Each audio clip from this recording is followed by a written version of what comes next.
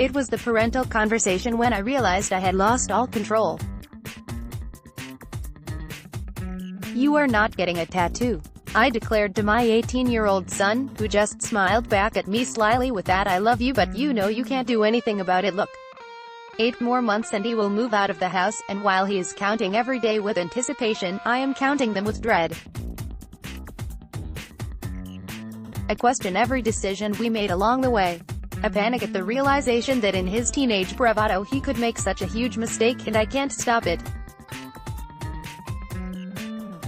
Where did I go wrong? Why won't he listen to me?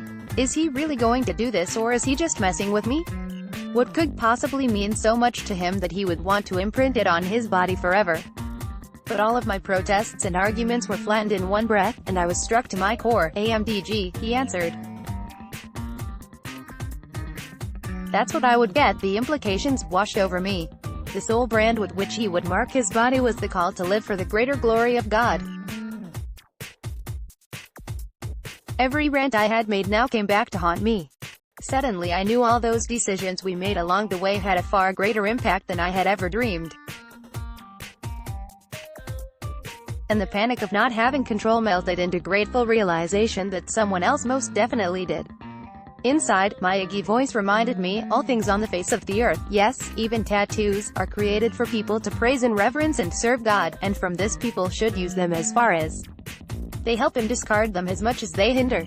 My heart wanted to cry tears of joy, but I had to stay cool about it. "Oh," I stammered before a sudden silence filled the room. And then I said the only thing that came to my mind: maybe I should get one too. Previous article to Pope Francis effect on vocations. Next article Daniel Harrington, RIP Lisa Kelly is a wife, mother, and Ignatian associate living in Omaha, Nebraska. She works to help organizations integrate spirituality into their planning and systems. She and her husband, Tom, completed the 19th annotation in 2005, just prior to spending 2 years living in the Dominican Republic with their 3 young children, supporting the work of the Jesuit Institute for Latin